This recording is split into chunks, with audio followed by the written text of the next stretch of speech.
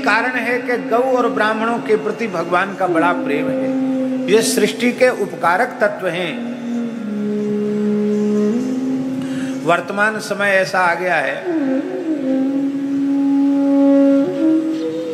कि गाय का नाम भी बहुत अधिक लोग पसंद नहीं करते हैं, ज्यादा पढ़े लिखे लोग।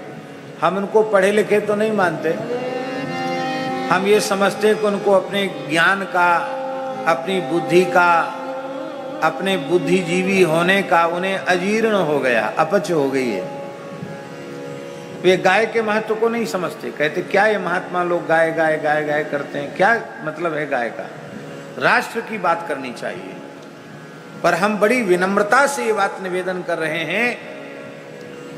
आदि काव्य श्रीमद् वाल्मीकि रामायण में जब विश्वामित्र जी ने आज्ञा दी राम जी को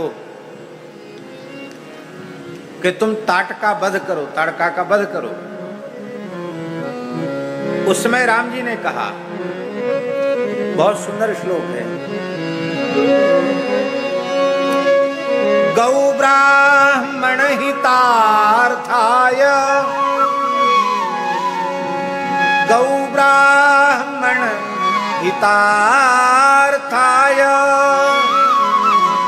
देशस्य च हिताय च तव चैवाप्रमेयस्य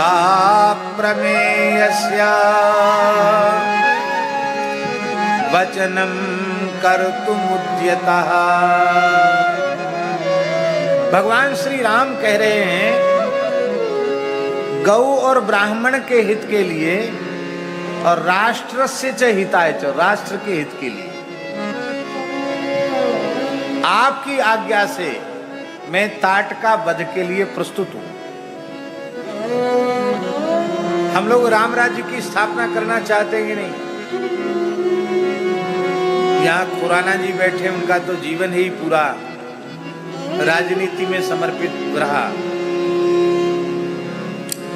राम राज्य स्थापित हो, इसी के लिए देश में स्वतंत्रता आवश्यक थी कि नहीं? जब गुलामी थी उस समय भी सभी ने कहा था कि राम राज्य की स्थापना तभी हो सकती है जब देश गुलामी की जंजीरों से मुक्त हो और ये गो विरोधी, गोमांस भक्षी भारत की पवित्र धरती पर न रहें, यहां से निकल जाएं। और ये बात महात्मा गांधी जी ने भी कही थी कि जिस दिन देश स्वतंत्र होगा, कलम की पहली नोक से गोवध पर पूर्ण निषेध का कानून बनाया जाएगा। देश ने अपने आजादी का अमृत महोत्सव भी मना लिया और गोवध आज भी हो रहा है, गोमांस का निर्यात आज भी हो रहा है। ये दुख की बात है कि नहीं, पीड़ा की बात है कि नहीं? और कहा यही गया था कि राम राज्य स्थापित होगा। राम राज्य की चर्चा सब करते हैं, पर राम राज्य कैसे स्थापित होगा इस बात पर लोग विचार नहीं करते हैं। जिन राम जी के राज्य को आदर्श मानकर हम लोग राम राज्य की कल्पना करते हैं, वे भगवान श्री राम कह रहे हैं कि गौ और ब्राह्मण के हित से ही राष्ट्र का हित होगा। आज हम कहते राष्ट्र हित सर्वोपरि है, गाय का नाम मत लो, ब्राह्मण का नाम मत लो।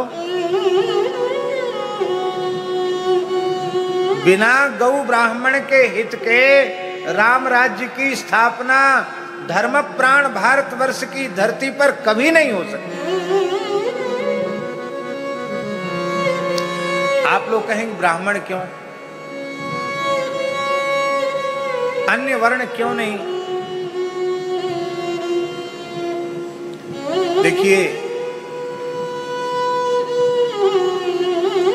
मस्तक विहीन व्यक्ति की पहचान नहीं होती है।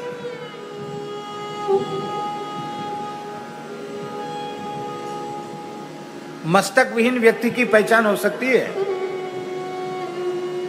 जिसका सिर न हो, केवल धड़ी धड़ हो, उसकी पहचान नहीं हो। मस्तक से पहचान होती है। मस्तक ब्राह्मण है, भुजाएं क्षत्रिय है, शूद्र चरण है, वैश्य जंघाएं हैं।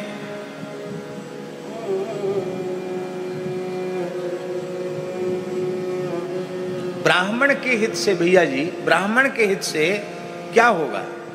ब्राह्मण के हित से सूक्ष्मता पूर्वक विचार करें तो ब्राह्मण के हित से संपूर्ण मानव जाति का हित होगा। आप कहेंगे संपूर्ण मानव जाति का हित कैसे होगा?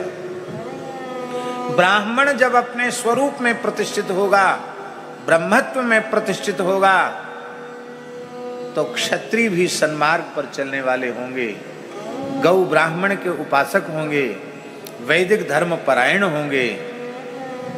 तो ब्राह्मण के अपने स्वरूप में प्रतिष्ठित होने से क्षत्रिय अपने धर्म में प्रतिष्ठित होगा, और जब क्षत्रिय अपने धर्म में प्रतिष्ठित हो जाएगा तो क्षत्रियत्व के प्रतिष्ठित होते हुए ये संभव है कि कोई गाय पर अत्याचार कर सके, कोई दुर्बल पर अत्याचार कर सके, कोई साधु ब्राह्मण को सता सके, कोई अबला को सता सके, कोई अत्याचार अनाचार कर सके?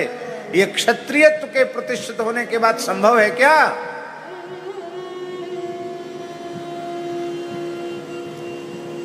चारों वर्ण और चारों आश्रमों की प्रतिष्ठा गाय करती है। गाय के नष्ट होने से ब्रह्मत्व नष्ट हुआ, ब्रह्मत्व के नष्ट होने से क्षत्रियत्व नष्ट हुआ, और वैश्यत्व नष्ट हुआ, शूद्रत्व नष्ट हुआ, स्त्रीत्व नष्ट हुआ, सबके धर्म नष्ट हो गए। क्षत्रियत्व हो और गाय कटती रहे, ये संभव है?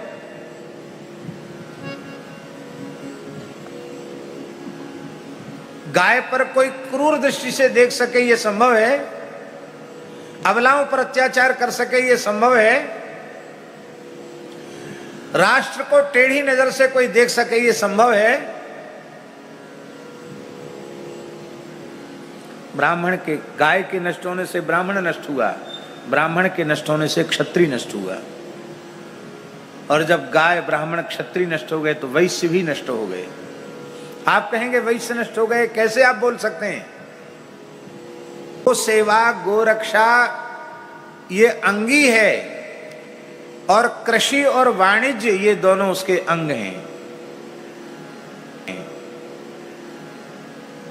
अंग अंगी में प्रधान कौन होता है? अंग प्रधान होता है कि अंगी? अंगी प्रधान होता है। गाय अंगी है। ये वैश्य वर्ण का नष्ट होना क्या है कि आज वैश्य वर्ण के होते हुए भी गाय कूड़े कचड़े के ढेर पर खड़ी है, पन्नी पॉलीथिन खा रही है, गायों के चारागाह नष्ट हो गए। आज भी गाय दुखी हैं, दुर्बल हैं।